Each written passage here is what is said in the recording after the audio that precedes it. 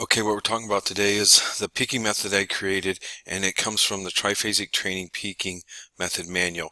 And basically, I'll give you an exercise that is very specific to the muscle working at very high performance levels. Okay, and I have some graphs to show you of how the muscle responds. The first method is a co-contraction. It's the greatest neural adaptation for sports. Notice that the limbs are in between the bands for max speed and velocity. And basically what happens, you have a high neural adaptation for speed of muscle contraction and relaxation.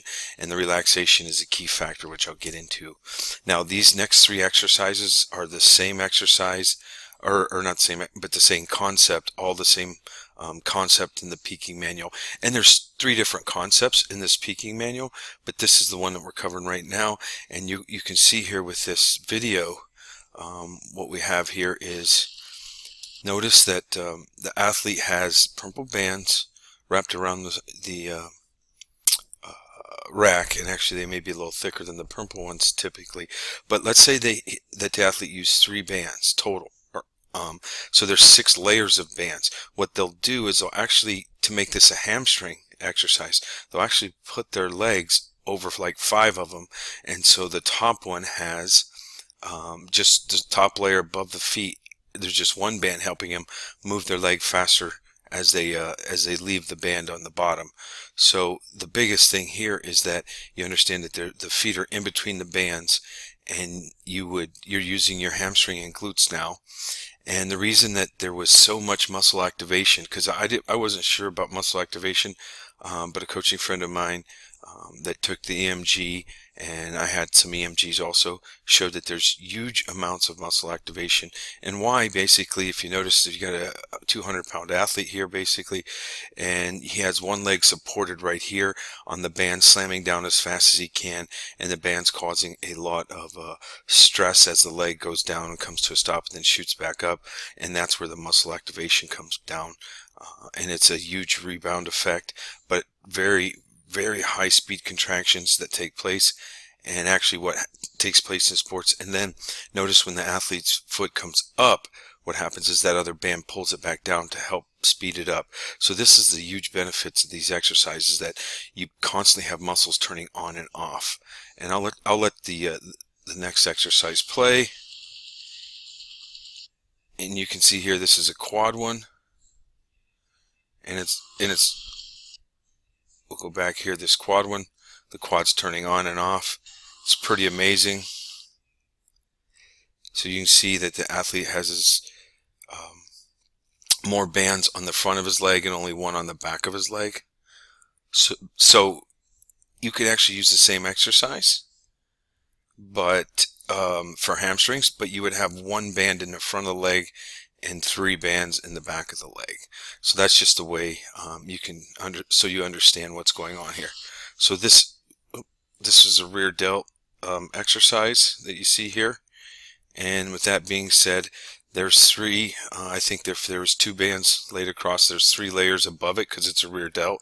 And to turn the shoulders on and off, this may be some of the, I'll put a series of workouts in my manual for the baseball or overhead athlete. This is pretty amazing.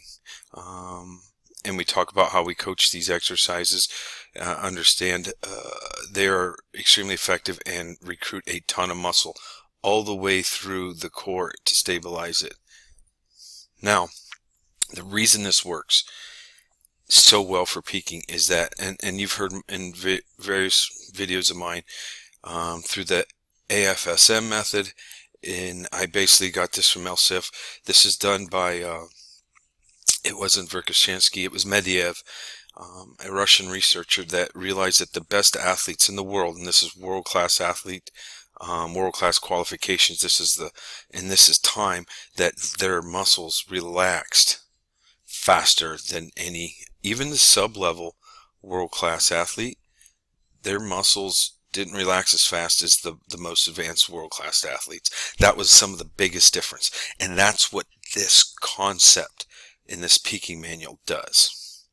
Now, let me show you what we have here is a tensiomyograph and the qualities of muscle, and what a coaching friend of mine saw was that, and you can, this, I would recommend this machine if you have the option to buy it, but this is analyzes the contraction of a muscle, and what it is the time till the muscle turns on from when the tensiomyograph shocks it.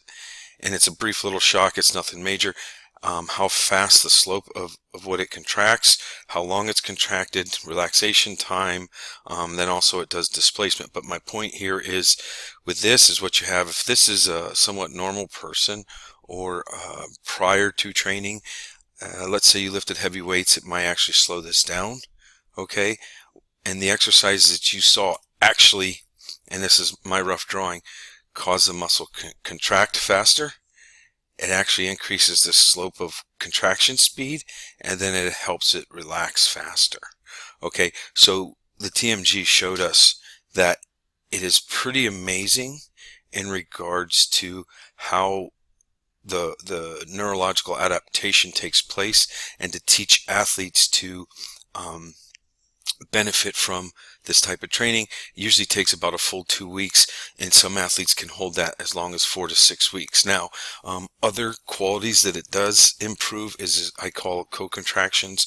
You may want to look at my YouTube video. I mean, I got a 7 minutes of about co-contractions and injuries and performance. If you just search 1, 2, 3, 1 co-contraction, coactivation, injuries, there's 2 videos there. The other thing you may want to look at on my YouTube page is the triphasic training spring model concept. It's an understanding of the 2 tissues of the muscles and tendons and how they interact. And then and understand this method, those exercises, and we have 100 in the peaking manuals, the most effective peaking method I've ever seen in regards to sports performance.